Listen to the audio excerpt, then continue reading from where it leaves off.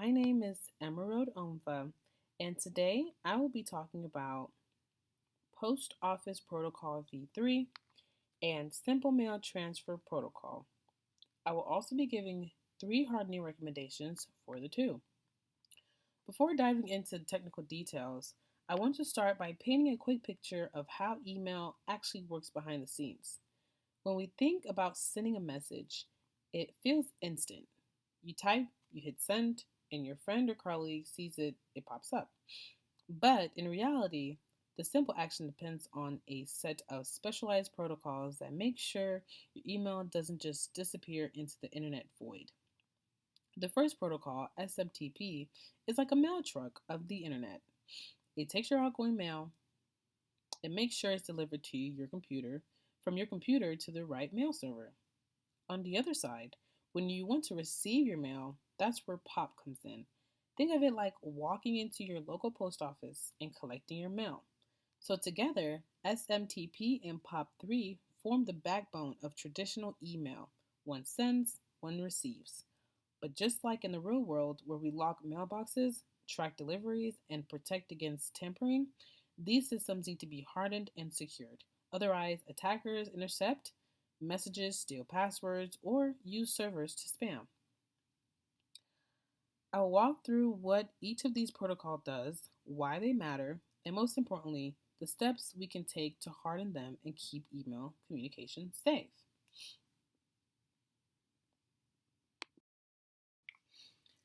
Simple Mail Transfer Protocol, also known as SMTP, is the standard protocol that handles sending emails between mail clients and mail servers. You can think of it as the digital version of a postal delivery truck. When you hit send on an email, your computer doesn't magically know where the message goes. Instead, it uses Simple Mail Transfer Protocol to contact the mail server, which then delivers the message to the correct destination server. From there, the recipient can pick it up using another protocol like POP3 or IMAP. SMTP most commonly uses port 25 for server to server transfers and port 587 for mail clients submitting outgoing mail securely. On Windows systems, it can be configured using IIS, Internet Information Services, while Linux applications like Postfix are commonly used. A little memory trick that helps me remember this is a little abbreviation I've made up. Instead of Simple Mail Transfer Protocol, I look at it as Send Mail to People. S stands for Send, M, Mail, T, to, P, People. It's a simple way to link SMTP with sending emails.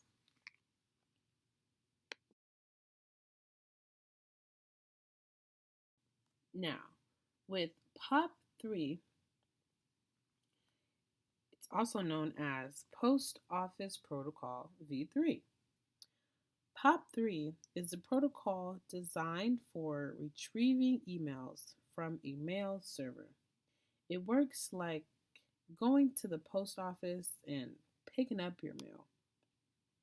Once you've collected it, the post office usually doesn't keep a copy unless you specifically ask them to.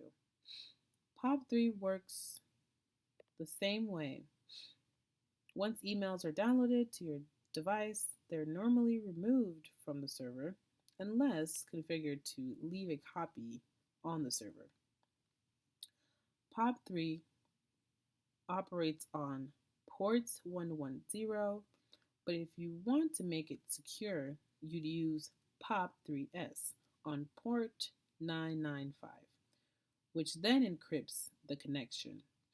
On Linux, administrators usually configure POP3 using dovecot, which manages how emails are stored and retrieved securely. For this, a little joke or memory trick I like to use is I think of POP as post office pickup. You go to the server, collect your messages, and then they're yours. So POP, Post Office Pickup.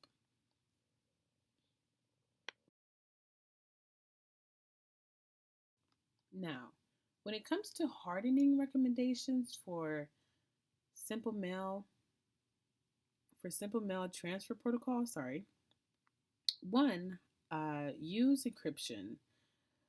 Start TTLS or STMPS. By default, STMP traffic is plain text, which makes it easy for attackers to eavesdrop on usernames, passwords, or message content.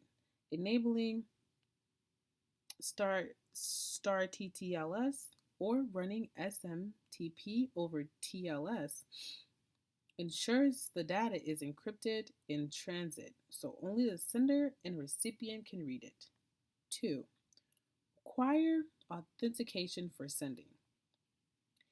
An open SMTP server can be abused by spammers who will use it to flood others with junk email. By requiring all users to authenticate with a username and password before sending mail, you prevent your server from becoming an open relay. 3. Restrict and monitor access.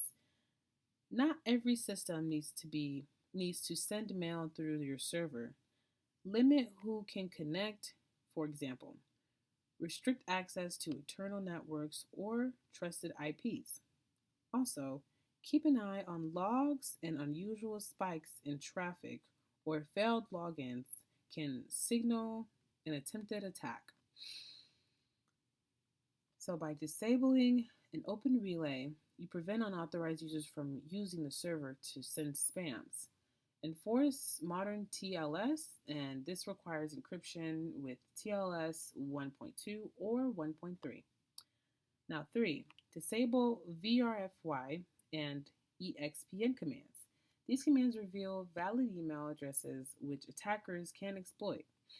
A memory trick I remember as the 3S's for STMP: security, stop relay, secure TLS.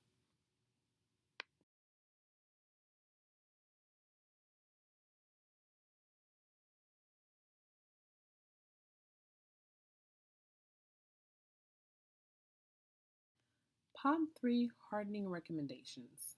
Now, for POP3, one, I would usually force secure connections, SSL, TLS on port 995.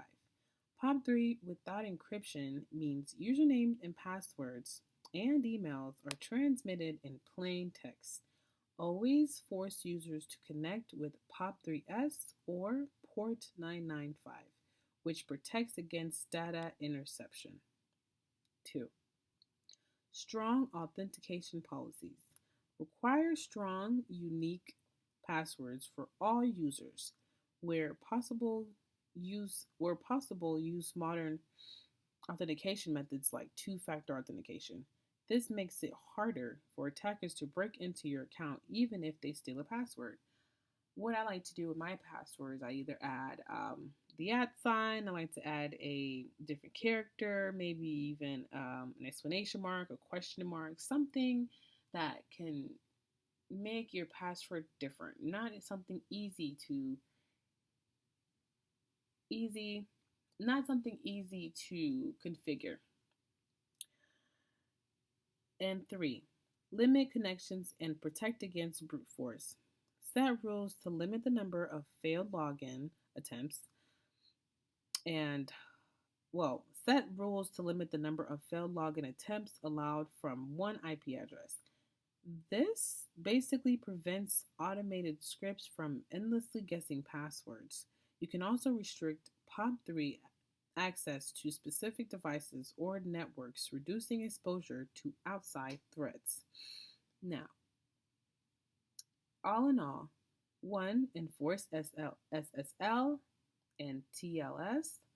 2. Disable plain text authentication. Do not allow logins without encryption. This reduces the chance of interception, as I said. And 3. Use fail to ban or account logout policies. Automatically block repeated failed login attempts to prevent brute force. A memory trick for this one is 3Ps. So, privacy, password, safety, and prevent brute force.